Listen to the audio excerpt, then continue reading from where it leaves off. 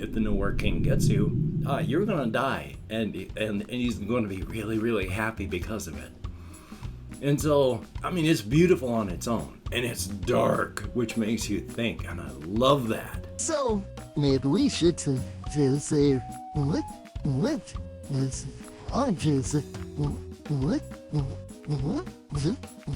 Well, howdy, Nearly Senior Citizen here. Greetings, boys, girls, and all of our non-binary friends, and welcome to this, a brand new day. A brand new day. We're here in the Pacific Northwest, the northwestern part of Washington State, United States of America, northern hemisphere, and all that, etc., etc. It is gray and diffused light outside. It's supposed to get into the high 60s, which means it should probably feel like the low 70s. So apparently it's going to get warm, but not too warm. I, of course, am feeling kind of chill because I haven't been moving around a whole lot, so who knows if I'll be taking off this shirt before the end of the whole video. It's hard to say. Thumbs up for that. Still though, I slept last night. I got to bed actually an hour early, so hey, for me that's pretty good. Definitely a thumbs up on that. Hopefully your day has been going well. Hopefully it will continue to go well. And of course, not English, but if you could toss me a like if you like what you hear and see, that'd be cool. If you could subscribe to the channel if you like what you hear and see and you haven't subscribed yet, that'd be awesome. If you could leave me a comment, that would be extra super cool. And I would like to thank each and every one of my Patreon patrons, these literally beautiful and literally awesome people that are literally beautiful and literally awesome, partly because they are just beautiful and awesome, but on the other hand, they're also beautiful and awesome for helping me survive. Without the help of these people, I and my pets would be homeless and then dead soon after. So thank you, each and every one of these beautiful and awesome people. If you would like to become literally beautiful and awesome, there are links in the video description to the Patreon. Thumbs up for that. There's also links to a PayPal if you'd like to help without becoming a patron. And if you'd like to help without sending money, there's an Amazon wishlist link with stuff like cat food on it. So thumbs up. And of course, front-letting a video is over. Yay! Not a whole lot happened yesterday, of course. It's the weekend. If you're watching this on the weekend, even the same day I upload this, then you know that. But still, media. But I'm going to continue doing the sort of things that I've been doing. I'm going to play video games, I'm going to listen to music, I'm going to edit videos, I'm going to try and do something for my reaction channel. I've been collecting noises and stuff to make a soundscape that's been bouncing around inside of my head to put up on the creative part, and so that'll be cool too. Definitely a thumbs up on that. You know what, I am actually starting to feel a little warm, so before I actually get hot, I'm going to take this off. I have also been watching a couple of things on my computer today because it wasn't online, but in the past it was. I was re-watching part of a clip from Adventure Time with the Royal Tart Toter. If you've ever seen that particular episode, it is very surreal. And if you haven't seen it, or if you'd like to be reminded, just of course Google for Royal Tart Toter Adventure Time, and it's a very, very, very cool little clip. Also, tying into the creative stuff that I'm going to be talking about as well, one of the things that I still really, really enjoy is the theme song for, I don't know if the show is still going on, but it was Centaur World on Netflix, because the theme song for the Nowhere King is just a beautiful, beautiful piece of work, partly because it's so dark and awful. Of course, it's all about how if the Nowhere King gets you, you're going to die, and he's going to be really, really happy because of it. And so, I mean, it's beautiful on its own, and it's dark, which makes you think, and I love that. But I've also, going on to now with the creative stuff, with the Inside, Outside, and Cryptids, and Razor's Edge, I've been tying that into a bunch of stuff. Yesterday I said I was going to talk more about the Kaiju and such again, and so I'm going to try doing that. Because the Kaiju has if hatred is a palpable thing, it is a force. It is a huge force radiating out of the Kaiju. Now, the difference between the Kaiju and the Nowhere King, there are a lot of them, but the Nowhere King is more evil in my eyes than the Kaiju, because in Centaur world, as evil as things are, that the Nowhere King gets joy out of you dying. There is capacity for pleasure within the Nowhere King, even if it's all very negative pleasure. With the Apple Rock Kaiju, there is no capacity for joy, pleasure, enjoyment, nothing. It can't even say that it kills human beings out of hatred, because it has to eat human beings to survive. It hates humanity, it hates this physical universe, it hates everything with a palpable hatred, but it has no capacity in it for taking pleasure in all this. All this is just to sate its physical hunger, or to sate the anger and hatred it feels. Because, as a quick reminder, what the universe that the Kaiju came from and why it hates this existence now is this, real quick. Our universe and the universe of the inside rub together. They are conjoined through doors, but they still rub and scrape together. There is a sort of static energy that collects from that. This is the slow drain between the two universes that is entropy. Within this energy that collects, it is just as infinite and full of potential and possibility as the ocean of infinite possibility and potential at the heart of the inside. But this is a more destructive force because of its static nature. It has to arc to give out its energy.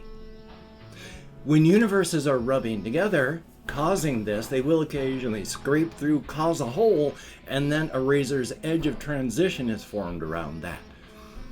To form that razor's edge, there is however big the razor's edge is going to be. In the particular case of the one I'm writing about, it is 11,000 kilometers from the center to the edge. Well, I can't now remember if it's it's 11,000 circumference. It's 11,000 kilometers side to side with the Apple Rock in the middle. Sorry about the confusion there. My brain. When this thing formed, in the infinite ocean of possibility and potential, in that space, there is infinite beings of power and just existence. And they lived in a very different world than ours. They are individual, yet they are everyone else. They have a distinct body, but they also are everything and everyone. There is no time, but there's discrete units, no locations, but it is a universe we cannot understand. And then when that hole happened and the razor's edge occurred, there was a snap. That arc of energy that discharged had a sphere of energy that cut off everything inside of it from the rest of the infinite universe. The Kaiju was in there. Now, before the Kaiju was captured in this thing, it had never happened. During the time of the Kaiju's existence, 1 trillion years to the current time I'm writing the story, another Kaiju has never been captured like this. From this point until the end of the universe, another Kaiju will never be caught. Is it because there is no other beast like that inside of this infinite ocean? Or did the others see what happened to this one and were able to figure out how to avoid that trap? We don't know. But when that happened to every single being in this universe, including the Kaiju that was captured in this sphere, they began to burn. Everything, every living creature, including the Kaiju, it lost 10% approximately of its physical being, its power, its presence, as every other creature in its universe burned to death and then continued burning to ash. And then as the kaiju was watching in horror and terror and agony as it is burning too, the rest of its physical universe around it burned to ash as well, taking off another huge chunk of its physical being, its presence, its mind, its ego, its will, burned away until it was standing in an infinite plain of nothingness covered with an ankle-deep fine dust of the burned away universe of its life, its home, its friends, its dreams, its hopes. And as it's standing there, just in agony and terror, all that ash begins to move and reform into the universe that we know in the Razor's Edge. And its full body, its damaged and burned body, is being crushed into a physical form that it has never had to be in before.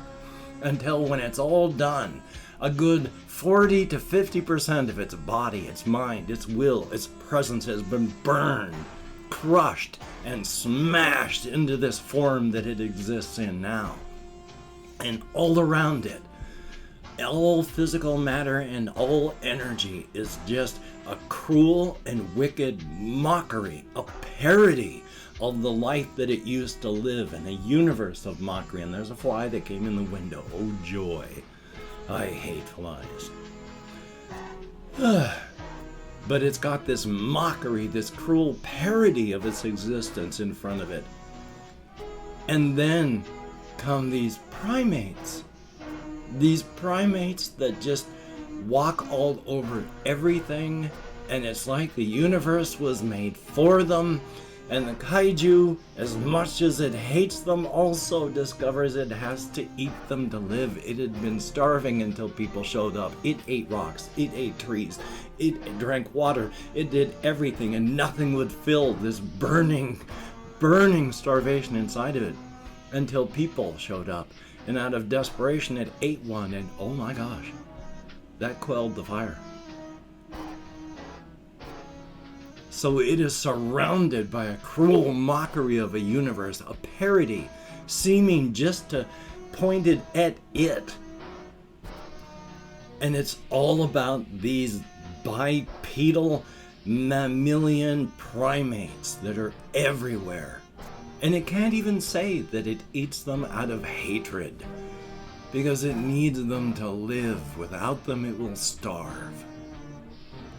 And creation tried to burn it to death, and it refused to die. Creation tried to smash it into pieces, and it would not die. The kaiju will not let go. Creation has tried to kill it. It will not let go until it is ready. And if there is one being that can exist until the very end of this universe's existence, it's the Apple Rock Kaiju. I understand why the kaiju has the hatred that it does, since I'm the one that did this to it, and I'm continuously trying to think of new ways to grind the daggers in the wounds to make its plight even more horrible. I feel bad for it, but it is a dark and malevolent god of hatred, death, and destruction. It loathes humanity, but it finds no pleasure in any of this. All of that was burned away by the fires that destroyed its universe. It has no capacity to take pleasure in any of this. Yeah, the kaiju is wonderful. You gotta love it. Also, I was thinking of other things as well while on walkies. I'd mentioned before on the cryptid part of this that you can speak to the cryptid part of you. It is you, but it's also not you. If you have the cryptid genes that express, everybody in this universe has extra universal chromosomes with extra universal genes. If they express, you have extra universal parts of you. We have no science or ability in our frame of reference, height, width, depth, time, to be able to see and interact with any of this extra universal stuff. But it's there. But it's only there in this universe. No other universe has these extra universal chromosomes in this fashion. So it's natural. It's a part of you. You get these extra universal chromosomes the same way you get your normal chromosomes. As your parents reproduce, all the extra universal stuff is mixed and passed on just as the physical is mixed. So it's a part of you. But it's also not. Because anywhere else, we don't have that. And if you do express, well, we only have the capacity inside of us to be one person. So effectively, the size of a cryptid, if you express, is take a human being and make them into a cake. Look down from the top. Slice that cake into 5 pieces. Remove one of those slices and bring in a different piece of cake entirely, made of a different material, different frosting. It's not really cake, but it's the exact same size and it's got a molecular bonding thing. So when you put it into place, it all melds together. So instead of just cake, this stuff, cake, there's a blending and blurring. No definitive edge, but then it is the cryptid. And then it blends and blurs back out. It is you, but it's not really you. If you are mentally healthy, there are 3 good ways that you can speak to the cryptid part of you. Times of horrific stress. If you happen to be mentally ill, but your cryptid is not, or guided meditation / hypnosis / guided hypnosis. Any one of these things, and you can talk to the cryptid part of you. If you are mentally ill or under great stress, the cryptid part of you can push through using that to speak to you. Just as if you were sitting in a chair and talking to this cryptid. But they stress. I am you. You are me. We are us. We are just portions of a person, of a unified personality. There is the more dominant part, and there is the more, well, submissive is not the one. It's less dominant. It's the submissive is not. It's not inferior either. It's just the smaller portion of the personality. I can't think of the word. Is the cryptid. Taken together, they are one unified whole. But when you are such, like, say, going to be dying of stress, the cryptid can push through and go, we need to get help. Because what's killing you is killing us. And so you can talk to your cryptid. And I have a whole monologue from a cryptid that I want to do on another day. As well as tomorrow, I want to talk about those poor individuals where the cryptid is mentally ill. Because that is a whole different kettle of beans.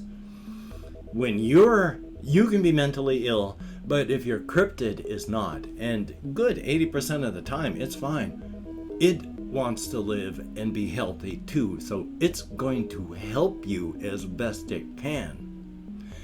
But if it's mentally ill, oh boy, showtime. And I've opened up 24 hours by the comments in my community tab. I'm going to go through and thank however many people have left me comments in the past 24 hours. If I mispronounce your username, no disrespect is intended. And even though I count American Sign Language, well. So, let me call on my Chrome. We have Jesse Koskinen. Good to see you in the comments, my friend. And oh boy, do I need to get as many potions as I can.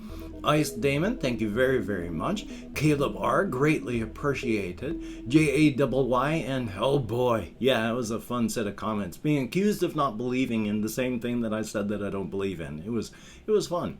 Then there's Kairos. I do plan on returning to the reaction channel. I forgot to say, I've started Wellbutrin again today. Excuse me.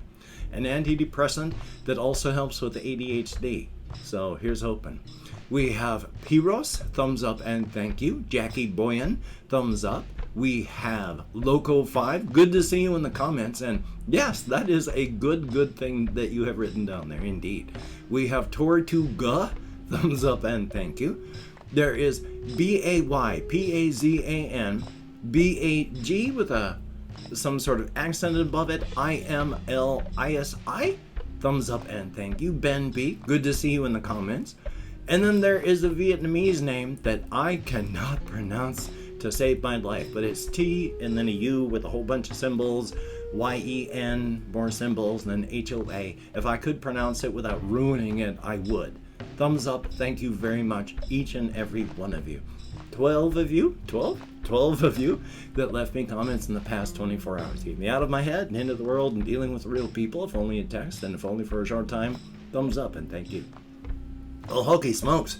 Yeah, it's still a weekend, so I'm going to be taking it easy. Hopefully you can take it easy. Hopefully you don't need to go into survival mode. Have fun and do the best you can. And of course, with the covfefe bug raging and people dying, as always, be smart, take appropriate precautions, try not to toss your own body onto the end-of-life corpse pile, try not to toss any other bodies onto the end-of-life corpse pile. Hokey smokes. Get vaxxed, get boosted. So, until we meet again, you take care. Have a great day today. I will see you on the flip side.